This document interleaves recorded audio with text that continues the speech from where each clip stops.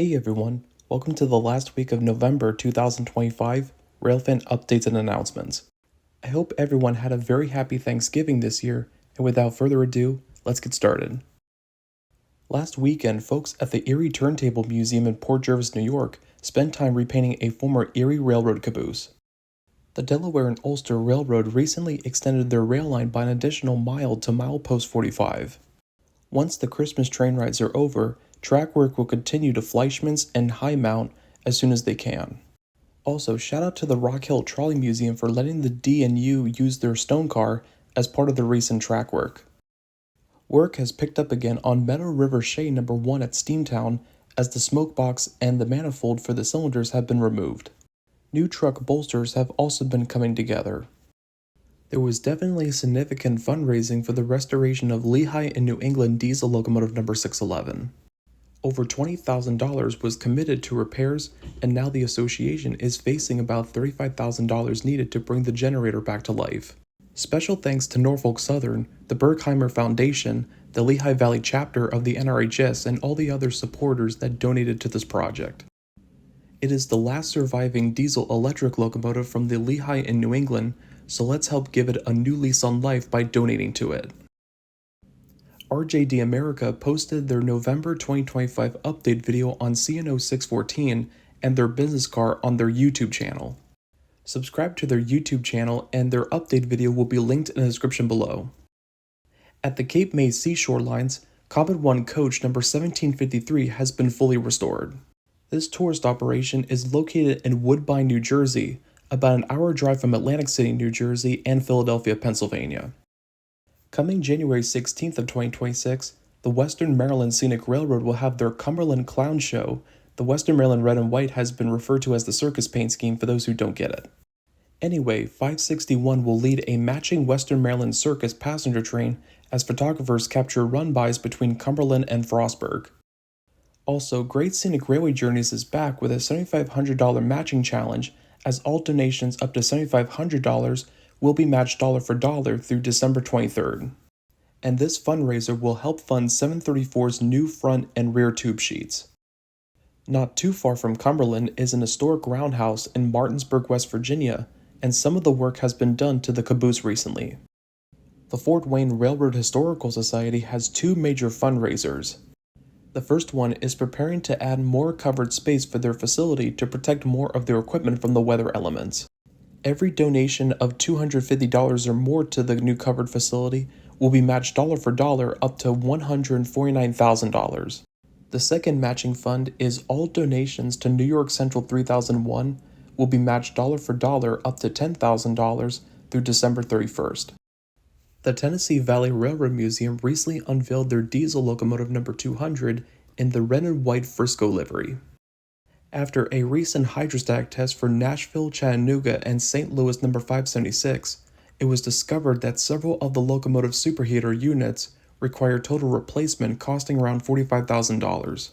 The good news is their end-of-the-year matching campaign, where donations up to $25,000 will be matched dollar for dollar through the end of December this year. Here's an interesting event to attend, as the North Georgia Model Railroad Club will have model train exhibits at Norfolk Southern's headquarters building in Atlanta, Georgia.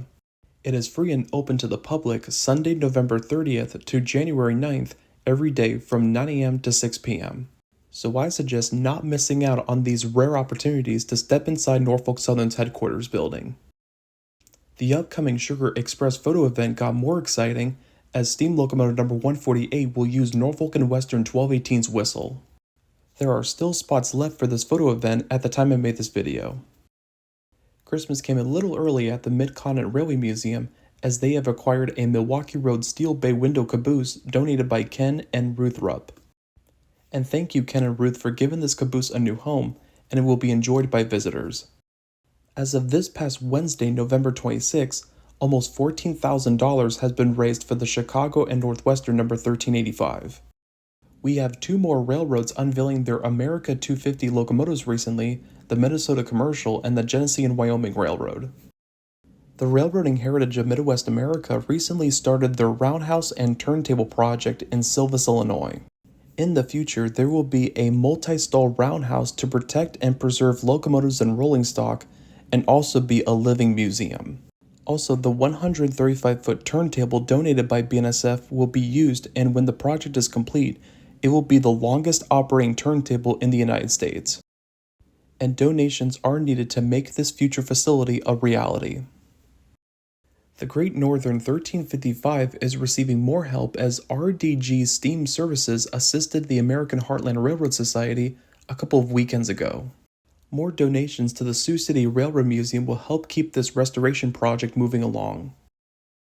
We have another update on Santa Fe FP45 number 93. Unfortunately had some damage that was recently discovered, and this locomotive needs continued support from the community by raising $50,000. And at the time I made this video, $920 has been raised. Coming in late December 2025, the Golden Spike National Historical Park in Promontory, Utah will have its Winter Steam Festival from December 27th to the 30th. There will be special presentations. Central Pacific Locomotive the Jupiter will participate for demonstration runs, cab tours, cab rides, and motor car rides throughout each day.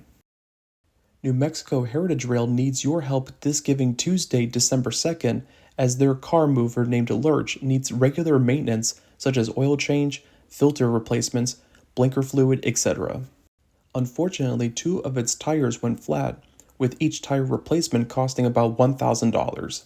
Anything raised beyond $2,000 will go towards the long-term upkeep for the Lurch. So go donate to NMHR today to help keep progress for their organization going. Last weekend, a crew at the Niles Canyon Railway continued the work on removing the tubes from the Southern Pacific 2479.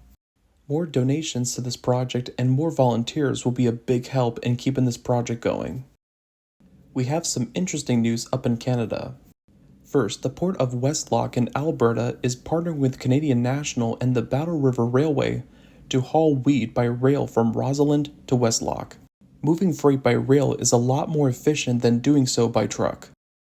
The next piece of news in Canada takes place in British Columbia as the Island Corridor Foundation and the Alberni Pacific Railway reached a temporary agreement to extend rail operations by 1 kilometer onto ICF's corridor. Thank you all so much for watching this video and showing your continued support for this channel and for rail preservation. Don't forget to click on the links below in the description to learn more, buy your tickets, volunteer, or donate. And every Railfan updates and announcements video comes out every Saturday morning, so click the subscribe button and click the receive all notifications option after ringing the bell.